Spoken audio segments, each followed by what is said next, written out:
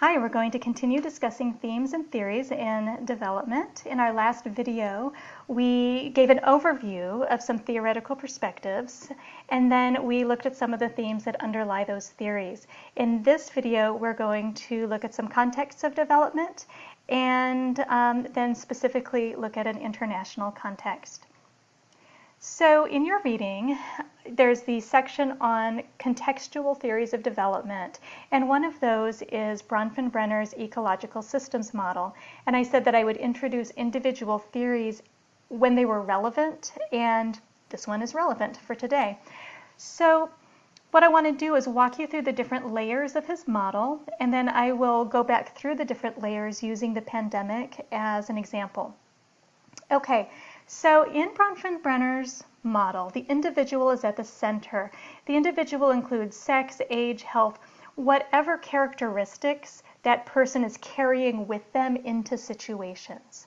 So the first layer of context around the individual is the microsystem, and these are the direct influences on the individual, things like family, school, and peers.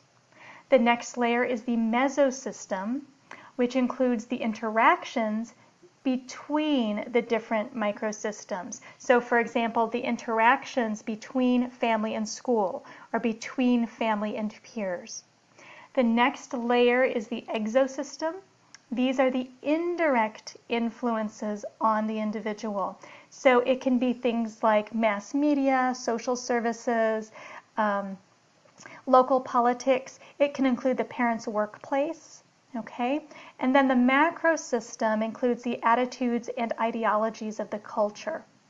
Okay, so the microsystem, these are the direct influences, and the interactions are two-way. So the family can impact the individual, but the individual also impacts the family, and so forth. The exosystem includes the indirect influences, and these have a one-way direction of influence on the individual. So the individual doesn't impact the exosystem, but those exosystems impact the individual. So the chronosystem, if you look down below, you see an arrow. Chrono means time. So the chronosystem includes things that happen over time that influence the individual. Okay? So let's use the pandemic as an example. So prior to the pandemic, let's think about an 8-year-old child.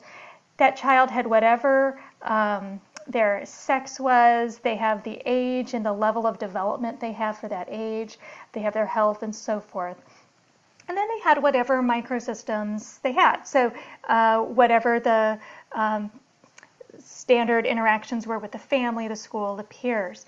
Well, the pandemic hits, and now those systems have changed. So for most kids in the United States, schools closed. So what they were used to in terms of going to school and interacting with teachers and peers and so forth, that's now changed. So now the school, as part of their microsystem, is now happening from home at their kitchen table, so to speak, and the interactions are through Zoom. Same thing with peers. The type of interaction that kids would have with their peers would have changed with the pandemic. And then, of course, all kinds of things are changing in the family, and that may be related especially to some of the things going on in the exosystems. I'll get to that in a minute. But first, with the mesosystems, you can think about how an individual child will be impacted differently if their family is on board with what's happening at the school. They're glad that the kids have gone home, they're available to provide support and so forth, compared to an individual whose family is really against the kids being home. They don't like it, maybe for political or personal reasons or whatever, and so they have negative interactions with the school. So the individual is going to be impacted differently depending on the types of interactions within those different microsystems. The exosystem, as I mentioned, includes the parent's workplace, and that's going to have a dramatic impact on the individual during a pandemic, because in some families, parents were able just to go home and work from home. And in other families, the parents needed to work, and so there had to be childcare arrangements, and then all of the stresses involved in the pandemic generally, but also involved in those arrangements, okay? And so the exosystem, the policies in the workplace, the level of stress going on in the workplace during that pandemic is going to dramatically impact the individual. Then if a parent loses their job, then that's going to filter down to the individual as well. So the child is not interacting with the parent's workplace, and yet they are being very much impacted by what happens there. Even the parent's mental health related to work. They may be happy with the child, not happy with work, but then that's going to filter down to the child. And then the general attitudes and ideologies of the culture are going to filter down through the exosystems, through the microsystems to the individual. So for example, in a community or state or country that has a very strong focus on individual liberty, then those general attitudes and ideologies are going to impact the workplace and the school and so forth and filter down to the child. And that's going to be very different than a community or state or country that has a strong focus on the greater good. And so that again will filter down through the various systems. The chronosystem looks at changes over time that impact the individual.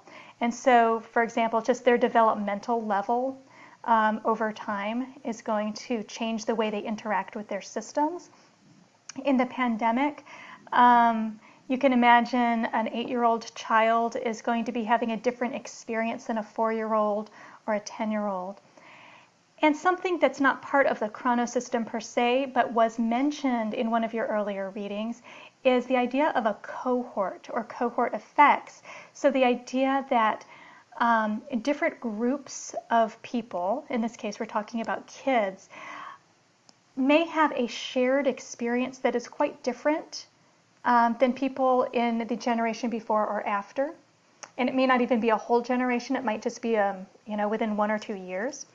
And the pandemic is a great example of that. So just like kids who were born before versus after 9/11, or kids who were born before or after personal computers or smartphones, kids who were in elementary school during the pandemic versus kids who were in preschool versus people who were grown up, right? That's going to be something that has some cohort effects to it.